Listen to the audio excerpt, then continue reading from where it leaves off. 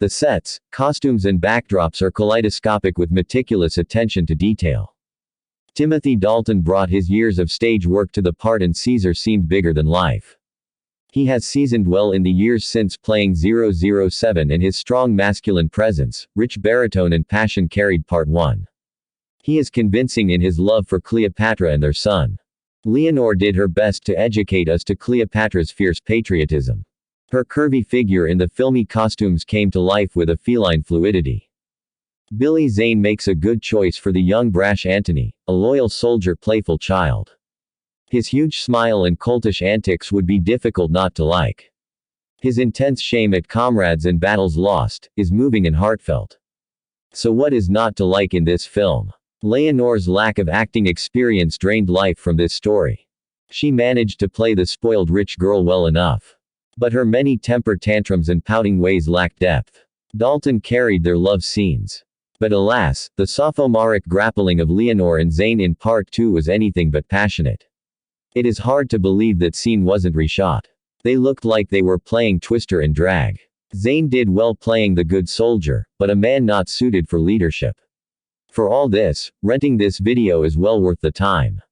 Its adherence to history far outdoes the Taylor Burton film. And watching the love scene between Leonore and Zane in fast-forward mode will always be good for a laugh. This movie was terrible. The reason I give it such a high score is because the two leads, Timothy Dalton and Billy Zane, were fantastic. Unfortunately, this movie did not keep up with them. Leonore Varela did not deserve to be in this movie. She was acting as if it were a high school play, pouting and stamping her way through the movie. She was extremely uncharismatic and did not have a 16th of the depth and class Taylor and Colbert did. I won't criticize the movie too much for its historical inaccuracies. One thing that did put me off was the portrayal of Octavian. He was the main antagonistic force, which he also was in the two previous versions, but in this one history is altered.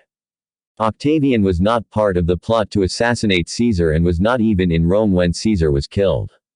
The actor who played Octavian in this version of Cleopatra, Rupert Graves, was obviously trying to copy the characterizations that Roddy McDowall, in the 1963 version of Cleopatra, gave to Octavian. He failed miserably. I've read quite a number of reviews saying that the sets and coloring were good. I personally thought that the colors were too lurid and the sets too small. However, for a TV movie budget, it did okay. My final word is that this movie is fun to watch, but don't take it too seriously. I made the mistake of watching A&E's biography of Cleopatra the night before this miniseries. It was better in just about every way, and even more entertaining than this miniseries. Also, it was only an hour. Although it was short, it told as much or more of the story. Why is it that any film about Cleopatra, the last pharaoh, brings out the worst in movie making? Whatever attraction the woman had for the greatest Roman of them all, Julius Caesar, and his successor, Mark Antony, never seems to come across on the screen other than the antics of oversexed high school seniors. Despite lavish sets and costumes, this movie is as bad as any Italian, sandals and toga, extravaganza of the 50s. Admittedly, this kind of spectacle belongs on the big screen, which is why Gladiator went over well, but Gladiator did not have all the romance novel sex. Miss Varela has as little acting talent as Elizabeth Taylor, but Timothy Dalton has talent to spare. Pity some of it didn't wash off on the others. I have never seen the other movies on the story of Cleopatra, only parts of them. I don't think Liz Taylor looks like an Egyptian. But then I saw this film.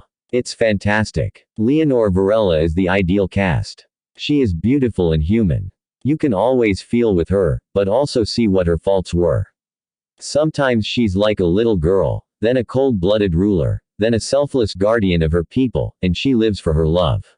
Also, the colors are amazing. The cast is perfect. This film is simply the best Cleopatra film. You can't make a better one. Leonore Varela as Cleopatra was extremely beautiful, and her lovers were hunks, so I enjoyed watching the show. The historical accuracy, however, wasn't, so if you know the story as historians have reported it, don't worry, there will be plenty of surprises for you. In fact, the whole thing was quite absurd.